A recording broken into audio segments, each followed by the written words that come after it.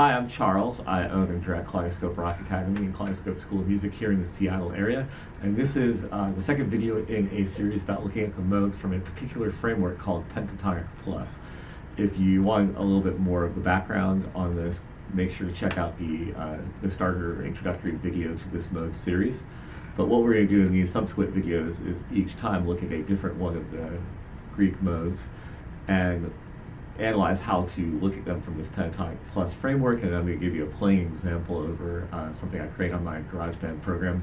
And the goal is to make modes more accessible and more convincing in your playing. So instead of starting over and being like, I gotta learn a whole new scale, the idea here is to tie your phrasing within a modal context to the pentatonic scale that hopefully most rock and pop musicians already know. So every mode is going to be either major or minor pentatonic, and then we're going to add to that one particular note called the characteristic scale step, and just adding and emphasizing that one note is going to make it sound like we're playing that mode without really thinking about the entire mode. This video is about the second mode, which is Dorian. What that means is if you're in the key of G major being the first mode, if you play that same group of notes from A to A, it's going to be an A Dorian scale. So I'm going to write that down here on my tablet. We're going to put this on the screen. And we did look at this one in the last video too, but I didn't give you a playing example. So this time we're going a little bit more in depth. So here's my A Dorian, and that's basically a minor mode. And if you want a little more background on that, you can check out the prior video, or you can take my word for it for right now. And so therefore I'm going to write down underneath it an A minor pentatonic scale. And what we see is that's really just a subset of the Dorian. All the notes that are in the pentatonic are in the Dorian.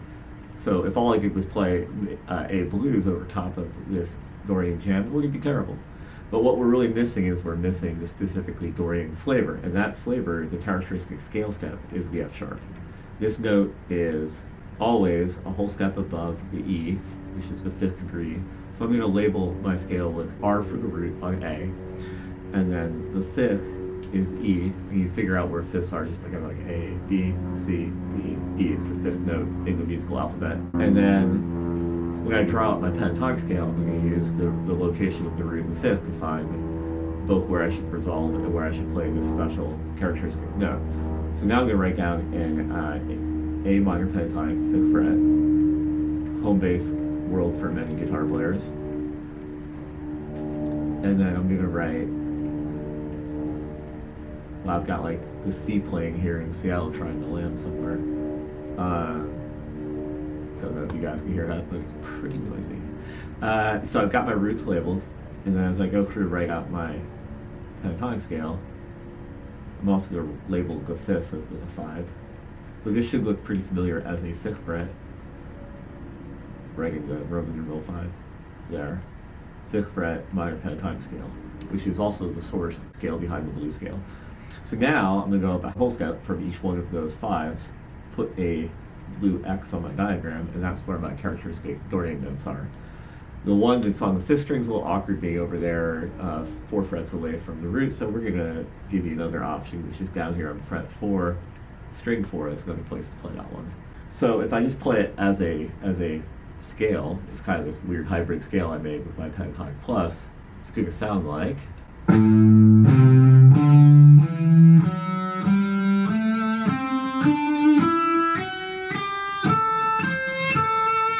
Already doesn't sound a whole lot like a blues scale just for the addition of that one note, but really when it comes to soloing, I'm not going to really think of it as the scale I just played.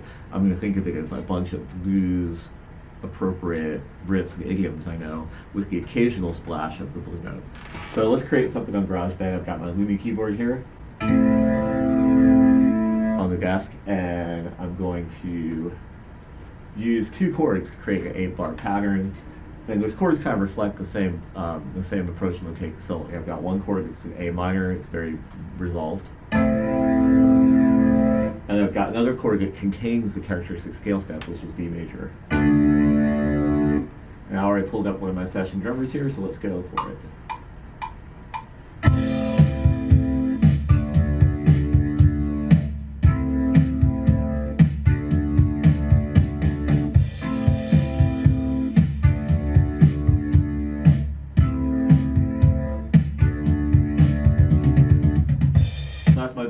track, and now I'm going to do a little soloing over it. So I'm going to try to resolve a lot of my phrases to the root, and I'm going to try to put some emphasis on that blue note. Just do this for about a minute, and it'll give you an idea of what this really means. So here we go.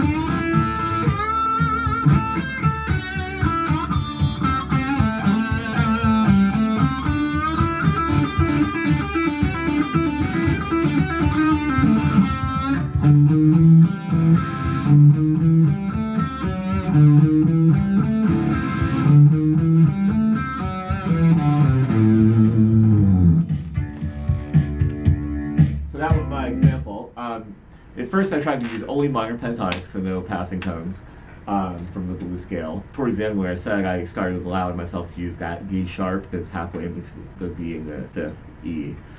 That made it sound even more rooted in my kind of blues or rock vocabulary. I have to watch out a little bit because I tend to get into this rut of like playing a blues lick and then answering with a lick that plays the characters of scale steps. So I'm kind of throwing the blue note in kind of the same part of every lick.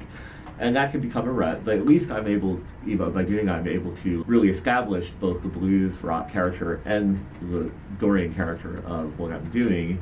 And it's kind of a call and response, blues, Dorian, blues, Dorian. That's not bad, it's just I realize I do it a lot, so if I was going to make a longer solo, I would try to challenge that kind of structural rut and do something a little different. So that's how you make a Dorian connect to what you already know.